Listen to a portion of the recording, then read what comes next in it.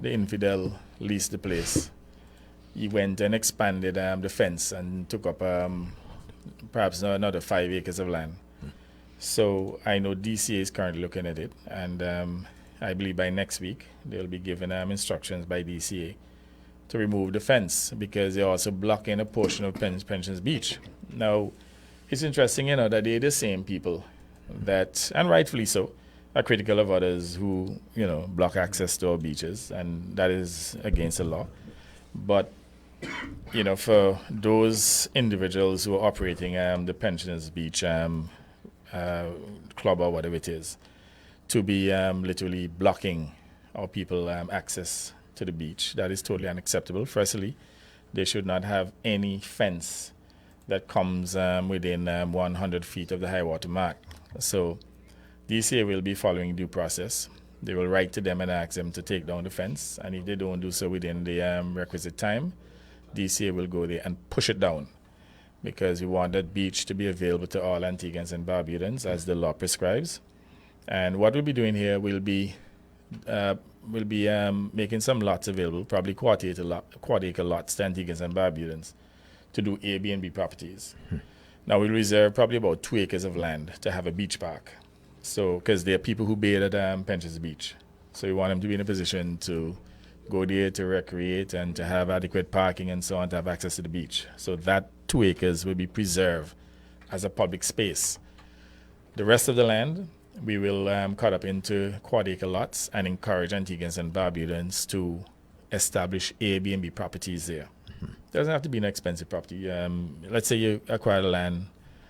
Again, don't hold me to the figure, but let's say $75,000 for land, and you can spend maybe another, let's say, $325,000, $400,000 to build a property, less than $500,000 EC, and you can have an Airbnb property that you can generate a significant amount of revenue. These are the kind of opportunities that we are creating for the people of Antigua and Barbuda.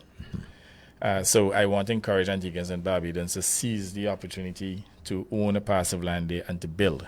Now, the last thing we want is for anybody Into your microphone, Donna. Yeah, when you're going to build, Yeah, I'm not. We're not. remember, Yeah, go they're ahead. not your dream homes. So you're not building them expensive. Correct. You're going to use minimum resources to build them out and to set them out so that you're making money on your money, because you're not building them to live in them. I've seen people build them out of plywood. Just saying. Not I'm saying you No should. plywood. No, I'm just saying. No, Sorry. but in the days that we built ours, there was a property that was done out of plywood. I'm not saying they should do it out of plywood. But don't think that you have to Maybe go some the most. kind of hardwood, green heart or something, but definitely not plywood. Somebody here says ecotourism building are becoming more popular and also economical. Sure. Yeah. In fact, Jupiter has a little video there of the Judge Bay property. I had sold that idea to my uncle, Dr. Winston Richards, 20-something years ago on the Lester Bird administration, and he bought an acre of land down there on the beach at Judge Bay. Now, we all know how rough Judge Bay was looking.